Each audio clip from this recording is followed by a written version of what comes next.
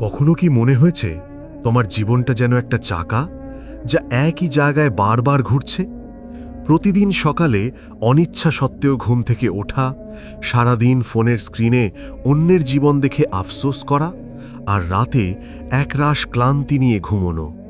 তুমি জানো তোমার ভেতরে বিশাল কিছু করার ক্ষমতা আছে, কিন্তু কোথাও যেন একটা অদৃশ্য দেওয়াল তোমাকে আটকে রেখেছে।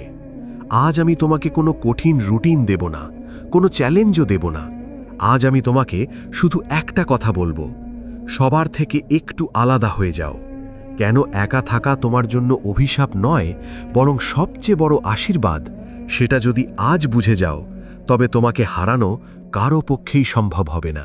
তুমি কি জানো, বনের রাজা সিংহ যখন শিকার করতে যায়, তখন সে গর্জন করে না। সে একদম চুপচাপ নিজের লক্ষ্য স্থির করে এগিয়ে যায়। অথচ আমাদের চারপাশে দেখো, সবাই শুধু চিৎকার করছে, সবাই দেখাতে চায় তারা কত সুখী, কত সফল। কিন্তু আসল শক্তি কখনো চিৎকার করে আসে না। আসল শক্তি জন্ম নেয় গভীর নীরবতায়। তোমার কি মনে হয় না, দুনিয়ার এই হাজারো মানুষের কোলাহলে তুমি নিজের আসল কণ্ঠস্বর হারিয়ে ফেলেছ? প্রতিদিন অন্যের কথা শুনতে শুনতে তুমি নিজের সাথে কথা বলাই ভুলে গেছ। দুনিয়া তোমাকে শেখাবে একা থাকা মানেই তুমি ব্যর্থ, একা থাকা মানেই তোমার কেউ নেই। কিন্তু ইতিহাস বলে, পৃথিবীর বড় বড় আবিষ্কার আর বিপ্লবগুলো জন্ম নিয়েছে নিভৃতে, নির্জনে। যখন তুমি একা থাকো, তখন তোমার মস্তিষ্কের সেই অবান্তর আওয়াজগুলো বন্ধ হয়ে যায়, যা তোমাকে সারাদিন বিভ্রান্ত করে রাখে। তুমি নিজের দুর্বলতাগুলো আয়নার মতো পরিষ্কার দেখতে পাও। তুমি বুঝতে পারো কারা তোমার প্রকৃত বন্ধু আর কারা শুধু তোমার সময় নষ্ট করছে। এই একাকিত্ব তোমাকে কোনো গ্যারেন্টি দেয় না, কিন্তু এটি তোমাকে এমন এক মানসিক স্বচ্ছতা দেয় যা সাধারণ মানুষের চেয়ে 10 গুণ এগিয়ে রাখবে। কারণ তখন তোমার চিন্তাগুলো হয় একদম নিজের, অন্যের থেকে ধার করা নয়। আমাদের সবচেয়ে বড় ভুল হলো, আমরা আমাদের পরিকল্পনাগুলো সবাইকে বলে ফেলি। স্বপ্নগুলো মানুষের কাছে গল্প করে আমরা আমাদের কাজের তেজ কমিয়ে ফেলি। যখন তুমি তোমার লক্ষ্য কাউকে বলো না, তখন তোমার ভেতরে একটা জেদ তৈরি হয়।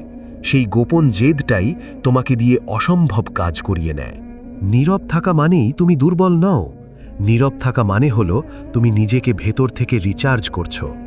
মানুষ যখন তোমাকে অবহেলা করবে, যখন ভাববে তুমি ফুরিয়ে গেছো, ঠিক তখনই তোমার নীরবতা হবে তোমার সবচেয়ে শক্তিশালী জবাব। মনে রেখো, মেঘ যখন আকাশে শুধু গর্জন করে, তখন সবসময় বৃষ্টি হয় না। কিন্তু যখন সে চুপচাপ ঝরতে শুরু করে, তখন তপ্ত মরুভূমিও সবুজ হয়ে যায়। তোমাকে সেই শান্ত বৃষ্টির মতো হতে হবে, যার কাজের ফলাফল হবে বিশাল এবং দীর্ঘস্থায়ী। আজ এই প্রযুক্তির যুগে আমাদের মনোযোগ কেড়ে নেওয়ার জন্য হাজারো ব্যবস্থা চারদিকে ছড়ানো। কিন্তু তুমি যদি নিজেকে এই জঞ্জাল থেকে আলাদা করতে পারো, তবে তুমি এমন এক শক্তির অধিকারী হবে যা সাধারণ মানুষের কল্পনার বাইরে। নিজেকে নিয়ে একবার ঠান্ডা মাথায় ভাবো। তোমার কি মনে হয় না, তোমার জীবনের মূল্যবান সময়গুলো অন্যের হাসাহাসি বা অন্যের দেওয়া চিন্তায় ব্যয় হয়ে গেছে? এখন সময় হয়েছে নিজের রাজত্বে ফিরে আসার, নিজের ওপর নিয়ন্ত্রণ ফিরে পাওয়ার। এর জন্য তোমাকে কাল থেকেই সবার সাথে কথা বলা বন্ধ করতে হবে না। তোমাকে শুধু তোমার অগ্রাধিকারগুলো বদলে ফেলতে হবে।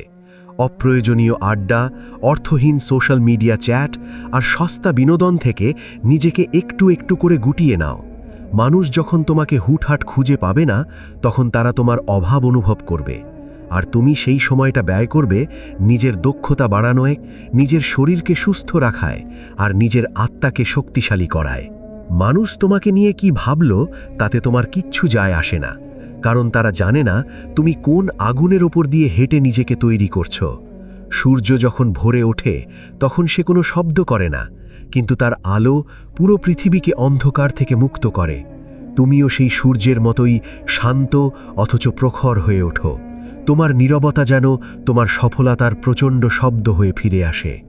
আমি জানি এই পথটা শুরুতে খুব যন্ত্রণাদায়ক মনে হবে। তোমার মন তোমাকে বারবার প্ররোচনা দেবে সেই পুরনো আরামদায়ক অভ্যাসে ফিরে যেতে। কিন্তু তুমি যদি সেই একটা মুহূর্ত সহ্য করে নিতে পারো, তবেই তুমি বিজয়ী।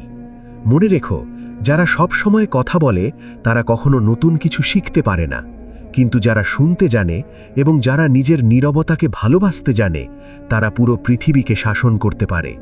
জীবন বদলানোর জন্য বিশাল কোনো আয়োজনের দরকার নেই, শুধু নিজের ওপর অটল বিশ্বাস আর একটুখানি নিস্তব্ধতাই যথেষ্ট। পরিবর্তন শুরু হয়ে গেছে, এখন শুধু তোমাকে তা আপন করে নিতে হবে। তুমি কি প্রস্তুত নিজের এই নতুন সংস্করণকে দেখার জন্য?